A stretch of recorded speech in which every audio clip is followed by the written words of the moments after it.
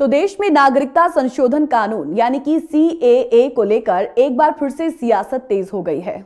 लोकसभा चुनाव जब नजदीक हैं, तो गृह मंत्री अमित शाह ने लोकसभा में एक बार फिर साफ कर दिया कि चुनाव से पहले ही सीएए लागू होकर रहेगा। उनका ये कहना मायने रखता है, क्योंकि सीएए एक ऐसा दांव है जो अगर कानून बन गया तो देश में काफी कुछ बदल जाएगा।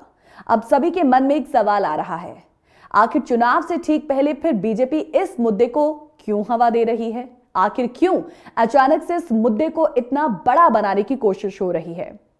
गृह मंत्री अमित शाह ने एक बार नहीं बल्कि कई मौकों पर बयान दिया है कि सीएए आने वाला है।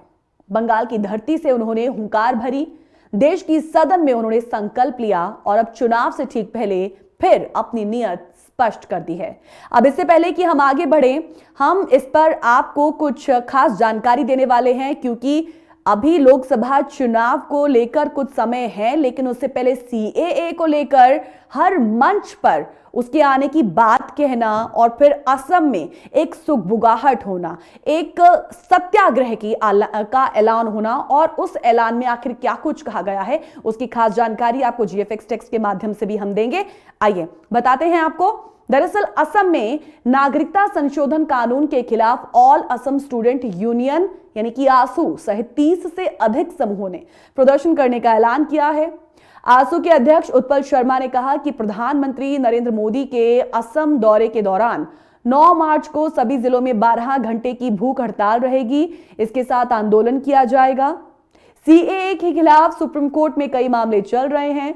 30 स्वदेशी संगठनों के प्रतिनिधियों के साथ बैठक के बाद आसू के अध्यक्ष ने कहा कि सीएए के खिलाफ सुप्रीम कोर्ट में कई मामले चल रहे हैं और ऐसे में इसे लागू करने की घोषणा करना लोगों के साथ घोर अन्याय है।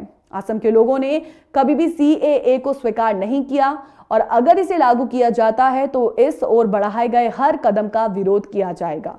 कानूनी लड़ाई के साथ साथ हम केंद्र के फैसले के खिलाफ लोकतांत्रिक और शांतिपूर्ण आंदोलन जारी रखेंगे।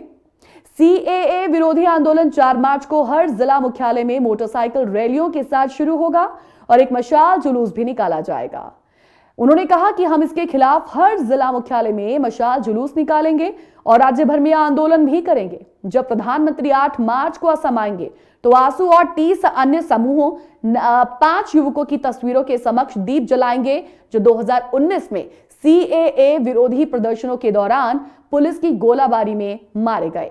गौरव की प्रधानमंत्री 8 मार्च से असम की 2 दिवसीय यात्रा पर होंगे। अब हम आपको बता दें कि चुनाव से ठीक पहले सीएए लागू होने से आखिर क्या फायदा है, आइए इसे जानते हैं।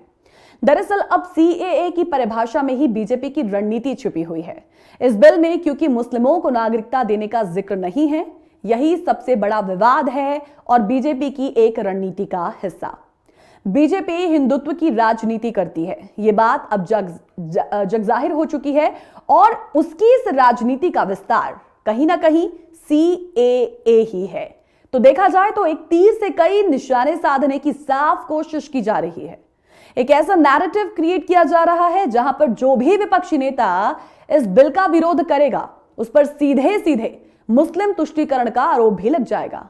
अब आप देखें कि अभी तक सिर्फ राम मंदिर कार्यक्रम में विपक्ष की अनुपस्थिति को तुष्टीकरण से जोड़ा जा रहा था। अब आने वाले दिनों में जब सीएए को लेकर माहौल गर्म होगा तो इसे भी उसी तुष्टीकरण के नैरेटिव के साथ गढ़ने का प्रयास दिखेगा। बीजेपी की चुनावी रणनीति में पूर्वोत्तर को भी नजरअंदाज नहीं किया जा सकता, क्योंकि एक रिपोर्ट तो यहां तक दावा करती है कि असम में करीब 20 लाख के करीब बांग्लादेशी हिंदू रहते हैं। अब इसी बात से समझा जा सकता है कि आने वाले दिनों में पूर्वोत्तर में यह कितना निर्णायक वोट बैंक साबित हो सकता है। अब इसी कड़ी में बीजेपी की पश्चिम बंगाल पर भी नजर है। अगर अमित शाह द्वारा बार बार बंगाल की धरती से ही सीएए को लेकर ऐलान कर रहे हैं तो इसके पीछे एक बड़ी रणनीति है। आप देखें कि बंगाल में भी मुस्लिमों की आबादी एक अच्छी खासी है। वो किसे वोट करते हैं यह भी स्पष्ट है। बंगाल में बड़ी आबादी मतुआ समुदाय की है। ये वो लोग हैं जो बांग्लादेश से बंगाल आए। अब इसी समुदाय को भारत की नागरिकता मिले, बीजेपी ने इसे बड़ा मुद्दा बना रखा है। असल में मतुआ समुदाय के बंगाल में 2 करोड़ से ज्यादा लोग हैं। विधानसभा की 40 तो लोकसभा की 7 से ज्यादा सीटों पर इनकी निर्णायक भूमिका है। अब अगर सीएए कानून आता है तो इस मतुआ समुदाय को भी भारत की नागरिकता मिल जाएगी और इसका पूरा क्रेडिट कहीं ना कहीं बीजेपी लेती दिखेगी। इसके ऊपर सीएए बीजेपी को पूरे देश में एक ध्रुवीकरण का माहौल भी क्रिएट करने में मदद करेगी। तो कई ऐसे सर्वे हो चुके हैं जहां पर 3 में 2 हिंदू अगर इस नागरिकता कानून को पसंद कर रहे हैं तो वहीं दूसरी तरफ उतने ही मुस्लिम इसका विरोध भी करते दिख रहे हैं। यानी कि समाज में इस मुद्दे को लेकर बड़े स्तर पर ध्रुवीकरण हुआ है और ऐसी स्थिति में एक वोट बैंक का एकमुश्त होकर किसी के साथ चले जाना चुनाव परिणाम को बदल सकता है।